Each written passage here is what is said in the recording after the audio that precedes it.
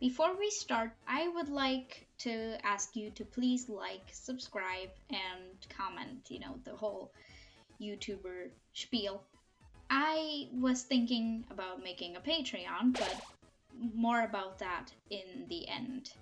I just wanted to, say it at the start of the video because apparently saying it at the end is not that good. So, yeah. 2 weeks ago, I made a video about my predictions for Chapter 5. Long story short, I was wrong about basically everything. Friend wasn't a secret boss, they were shown once in an Easter egg. Asgore wasn't a boss. I was right about the flowers a little, but Chris being alone wasn't what I thought it would be. Something like the Weird Road Spamton fight, and was just Susie and Ralsei being taken away. This chapter wasn't what people thought, and people aren't happy. I can't say I wasn't disappointed for the first few hours after playing it. It felt like I was waiting a year for nothing. But then I realized something. Toby spelled it out for us. In Chapter 4, we saw dark clouds on the horizon. That's why, let's not look there for now. Let's turn around and watch the sun before it goes down completely. Let's smile again. Let's have one more fun adventure, okay? In my opinion, it fits well in the overall story of the game. Toby himself said that this chapter was going to be more fun than the 2 chapters before that were very lore heavy. This chapter was very much more gameplay based than the others, putting the lore stuff behind and focusing mostly on what the real story is.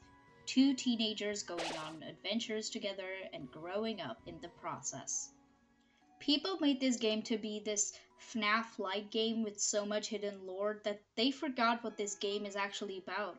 Not the secrets, not the knight, the angel, Gaster, friend, but Chris, Susie, Ralsei, and Noelle, and so many others. People tend to forget that this game isn't a Mori, it isn't FNAF or any other thing. This is, figuratively and literally, Toby's dream. And Toby mostly writes about the dilemmas of the characters, not the secrets. And of course, this game has secrets. This game has secret lore. But people forgot that this isn't what Deltarune actually is. That the people criticizing the chapter are mostly just the people that made headcanons and had so much expectations, myself included, mind you, that they just forgot that Deltarune isn't about answers. People are criticizing this chapter mostly for the fact that it put the secrets aside and focused mostly on the Paper Mario style gameplay. But people are forgetting that chapter... oh god. 6 and 7, sorry, my friend just... they made me do it. Are going to be a clusterfuck. It can be literally anything. I believe, and I know I've been wrong about many things, but bear with me, that this chapter will be looked upon very differently after Deltarune is finished. One last Chapter 2-like adventure where you actually had fun before the trauma shit happened in 6 and 7. I think the last 2 chapters are going to be heavy with the lore the fandom has been waiting for. But at the same time, it won't explain everything, because that's just not what the game is. It's going to explain stuff, but it will also leave things unanswered. We might never see Gaster in his beautiful green glory being like, "Sup guys, I'm Gaster and I'm Stances and Papyrus's dad," or something that my friend would love to mention, "Your horse, they'll be the 7 chapters." We might not know what truly happened to Des. We might not know who the angel is, or how the vessel ties back to all of this. Things that I would love to have answered, but these aren't things that Toby has to answer. Toby writes for the characters and fleshes them out like real actual people. Again, I'm not saying that Toby won't answer these, but that Chapter 5 was always going to be mostly a fun thing. But that doesn't mean we didn't get lore stuff. The Knight has been around way longer than we thought. Asgore knows about the Dark Worlds and has written about them, and then there is which I'm writing a separate video about, so stay tuned. What I'm trying to say this whole time is, let's just cherish this fun adventure. Let's not hate a chapter just because it didn't fit the headcanons that people made Deltarune to be. Enjoy Deltarune for what it is, a man's fever dream, not for what you want it to be. Going off script, but I'm not saying that Toby does not listen to the fandom. He does, very much so. Look at Pluie and Mike and everything, but he isn't obligated to do everything that the fans want. This game is his dream. He wants to see it finished. He wants to see the ending that he has seen in his dreams. And people might not like it, but that's just the way it is. I'm also not saying that criticizing Toby is something that is inherently bad and you should be crucified for.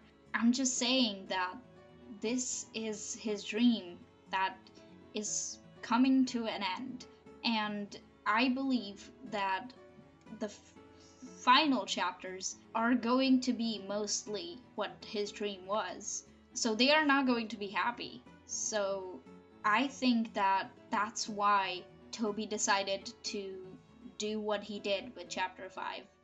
Just make it a happy thing. What I'm trying to say is, you can criticize Toby. Toby isn't a god. He isn't some powerful, all-knowing being that does no wrong. And you shouldn't be hating on the people criticizing Toby. What this video is mostly about is the people criticizing chapter 5 for not having lore. That's it. You can criticize Toby, and if somebody criticizes Toby, you shouldn't just go out of your way and hate them for it. Send them threats or something, which I have seen happen. Twitter is it's a place. It's a place, yeah. This is what I mostly wanted to talk about, but I also wanted to say some stuff about the chapter itself, like my own opinion on it. This chapter was good. As much as I was talking about how the Deltarune fandom made headcanons about the game and are now disappointed, I myself am one of those people. The gameplay was great. I loved the Paper Mario style gameplay, even though I sucked ass at it. There was some lore, but honestly it's a little annoying how vague it is. Yes, that's the point of a secret, but I do wish we had a bit more. Still, if we put this aside, this chapter had great soundtrack and characters. Seth and Green are my personal favorites, but of course Flowery, Aqua, Yellow, and Blue are great, and I love them, and I am actively making a Flowery Roblox avatar. Mew Mew or Pink was really great, and I love Hatsune Miku is now canon to Deltarune. Is that Hatsune Miku? That's Hatsune Miku!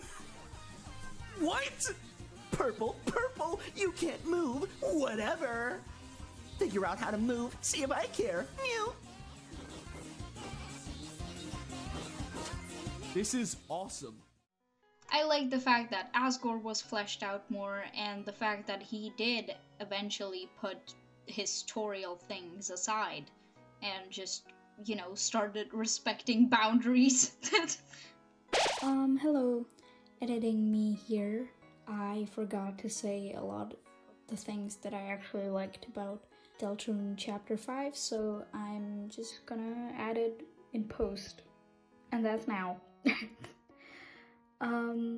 So I love the fact that Ralsei is shown more, and it seems that he really is trying to think of himself as an actual person now, having his own feelings, likes, and opinions, getting books to sing, and just, the whole one-sided beef he has with Flowery was hilarious.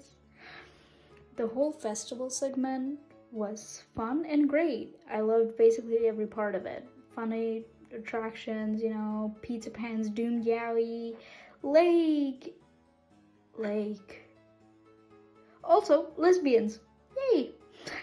Though, as a cruisy shipper, it also broke my heart a bit, but oh well, Crusoe Endgame. That's the truth. I swear. I'm not delusional. Also, oh my god, no way Toby just gave us what was on the card in Undertale like that. Like, that's it?